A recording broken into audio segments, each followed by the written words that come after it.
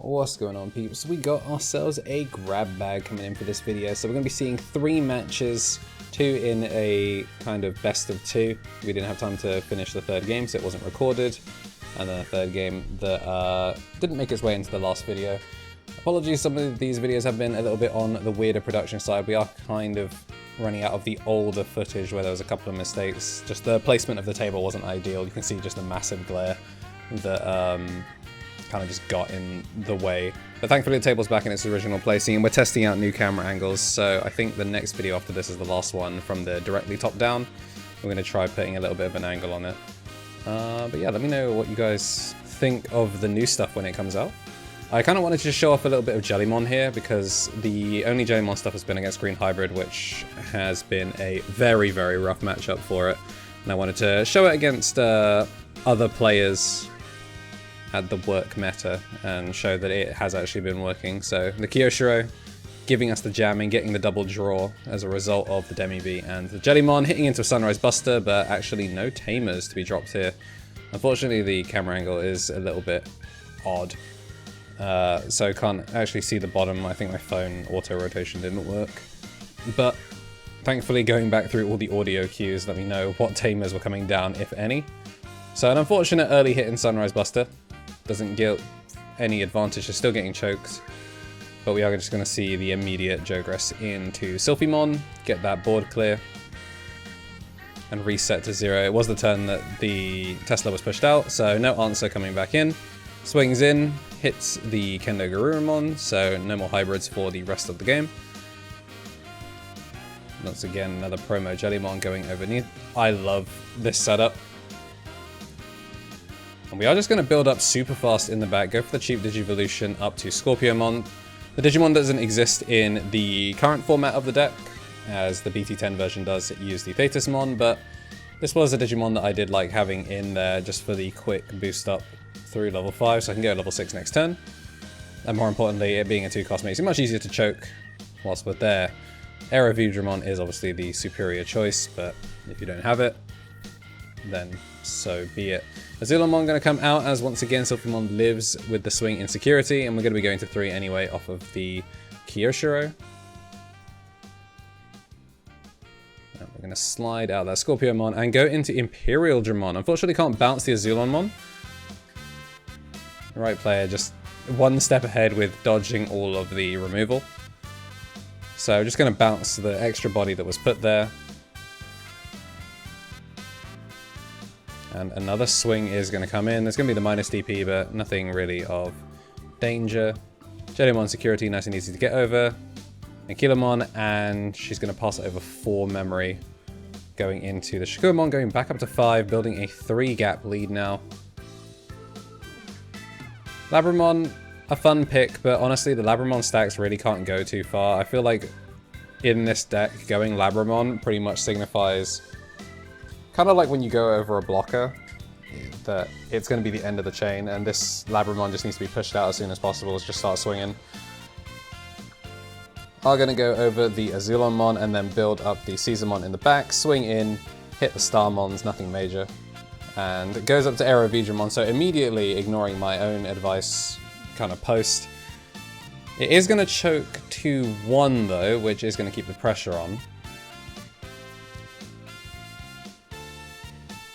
A little bit of a table quaking. One of the annoying things about this table's positioning as well is it was just easier for people to bump into. Wyvern's Breath going to clear the Imperial Dramon. I'm going to pass over a bunch of memory. But the Shakurmon hasn't swung, so it's actually kind of safe right now. Veemon in with jamming will give us the +1 memory and the jamming draw. But we are going to go into the all force to try and get 8 cards in hand, get for the double check. But because we don't have the Jellymon, you can't actually go jamming here, and there's no way to give it jamming because the KnTElixar requires you to have a Jellymon in source, which we do not. And either way, we're going to hit into a Wyvern's Breath straight away, so back-to-back Wyvern's Breath is definitely not ideal. And now we just go Caesarmon over the Labramon in order to get the memory choke and also just bounce back. Gonna swing in, hits an XV. Nothing too dangerous there. And the Digivolution into Aero Veemon is going to bounce back the Caesarmon. And we just don't have the pressure on here. No blockers in this deck. And with no bodies on the field, we can't damage rush.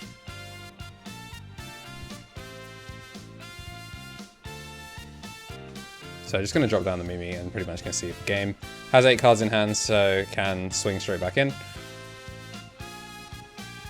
And game 1 will go to the Azulongmon control.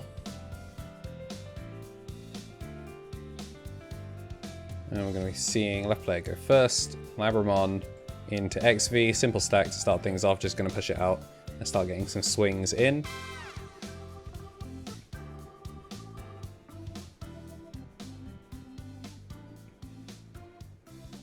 Yeah, hopefully with the new camera angle we'll be able to actually put a little bit more stabilization without losing parts of the map. Okay, so we've got the Lopmon built out in the back, and just going to go straight into the Jellymon to 2, and then the Sorojo is going to come down for 4, so no hard playing anything. Going to gain the memory back off the Labramon and draw off the jamming. Hit into an Angemon, but jamming is going to keep us safe. And the Kyosho will come down for 4, and the Mimi and Joe will come down as well. So if this XV lives, then we're going to be gaining some memory, but we are just going to see the Sylphimon come down, which is going to immediately delete the Digimon and pass over the memory to 1. We'll go up to 3, and we will not gain anything off the Mimi. So great clear with the Sylphimon coming back out straight away. Tesla Jellymon going to be built up in the back once again with the Labramon, so not ideal here really.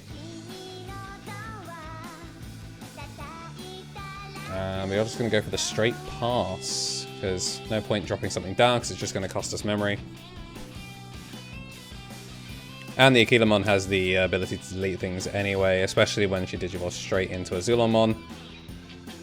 Azulongmon going to swing in, hit the Labramon. Security has been very, very weak, and a 3-cost Digivolution to Angemon in the back. I see the Metal Storm in hand is just going to drop it. That Metal Storm definitely on its way out, thankfully. Although even with the BT10 list with the Decadra launcher, that would still be the 7 cost. Get the bounce back. I'm sure it can come back, but really just relying on there being no level 5s really to punish here.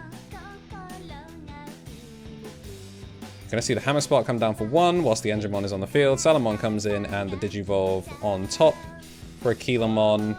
Obviously can't attack this turn with it, but trying to dig for pieces.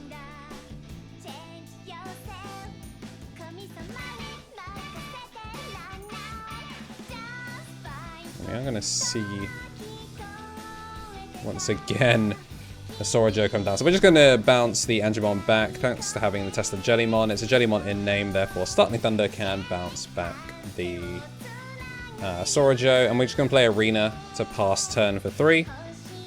And unfortunately just going to hard whiff all 3 again. So up to 3 Tamers now.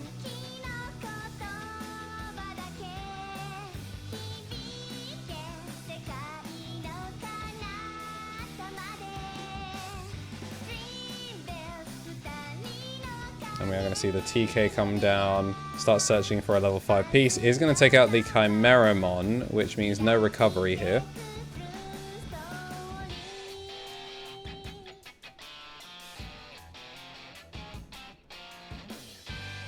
And we are going to pass over turn, get 1 swing in. We're going to use the Rena and the Kyosho because we are under 7. So that's going to allow us to draw up, and the extra DP is going to help us get over. Go into the Divamon after trashing 2 in order to restand, and then the All-Force Veemon is going to come in.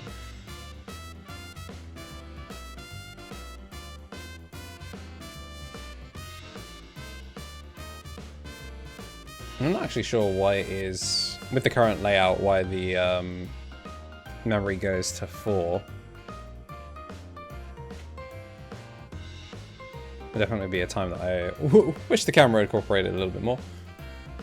But I think one of the other tamers that had come down was potentially a different dual tamer. I think the Tai and Kari. are in there. She's down to 3, so it would make sense as to why she would go up 1. Chimeramon going to come down, and that's going to put the Angemon back under, making it a blue Digimon. Blue, yellow, red, and white, making it a valid target to go over with the Bull Force or the Mirage Galgamon that's in the deck. And of course Azulongmon, but I'm just going to Digivolve up to Angemon. I think the main focus was going up to level 5 to avoid getting bounced by the Startling Thunder, because with no board presence, Startling Thunder would probably cripple. We're going to see the Rena get tapped in order to give the plus 1000. Is going to restand the All Force, and once per turn regain the memory. Swing in once again, since we're under 7 cards, tap that, which restands. And we are going to swing once again for game. So plenty of options. Unfortunately couldn't have used the Mimi and Joe, but plenty of options to show what the Jelly Force deck really can do once it gets going. Still plenty of options for what the combo game could have looked like, but just wanted to show off that Jellymon has managed to pick up some local wins. And Green Hybrid, I think this is one of the last times that we're going to see it in this current iteration. With BT10 coming out, we've seen a couple of changes made to the deck. So we'll definitely get that new list in at some point. And our resident green player is looking at Bloomlord, so who knows, maybe Bloomlord will be making an appearance on the channel soon as well. But now this is going to be Armour Rush versus the Green Hybrid, a kind of like bonus match that was played the same day as the previous one, just getting to show off a couple of combos on both sides. Not necessarily getting stonewalled by the Magnemon X antibody like we saw last time. Yeah, I wanted to give a third game because didn't have a third matchup in the Jellymon game, and even though the camera was kind of booky, it was one of the good examples of how Jellymon actually can work, even if it's not going ideal, and just kind of talk about the philosophy behind building the deck.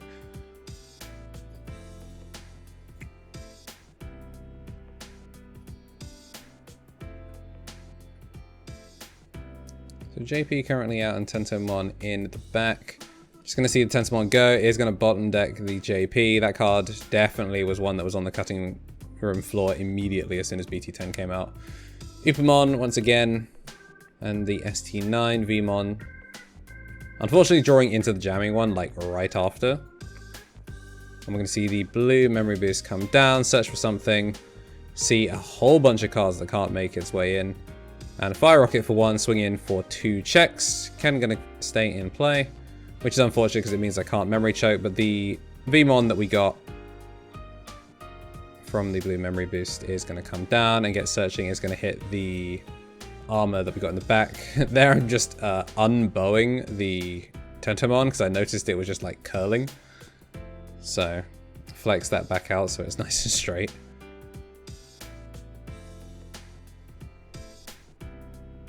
It's a whole lot of bugs. That one can't swing because it just came in. Just making sure they swing in the right order. Davis & Kane comes in, and the second one is going to kill off the fresh Tentomon.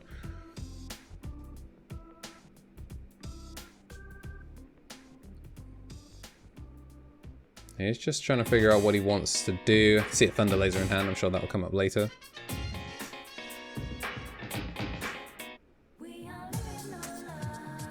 Does want to Thunder Laser to pass turn, but one, he doesn't have a hybrid, so he actually can't make it work. And also I go to 3. Anyway, he's going to push me to 4. I'm going to go up to 5, up to 6 off of the Mimi and Joe, both of us having a rested unit. And then I'm going to gain the extra memory off of the Davis & Ken. Definitely a feels bad. Just swinging in, have that crash. Resting my Veemon for me, but it's not going to matter because Davis & Ken comes down, pick up the Ragermon, pop the blue memory boost to go up. And then we're going to restand, tapping the Davis & Ken to have the Lydramon swing in. Could have actually drawn off of that, and either way, ST9 Veemon for the swing. So this is the Jellymon deck, once again. We'll have to take a new version for this for BT10 when we show it. Our good friend, the Azulongmon Control, making an appearance on the channel again after taking a brief hiatus. Armour Rush, as you know and love it. The Magnemon X antibody being the focus. And of course, the green hybrid with the massive glare on the thunder laser somewhat appropriately. This has been a grab bag. Hopefully we'll have more focus coming soon. We'll see you next time.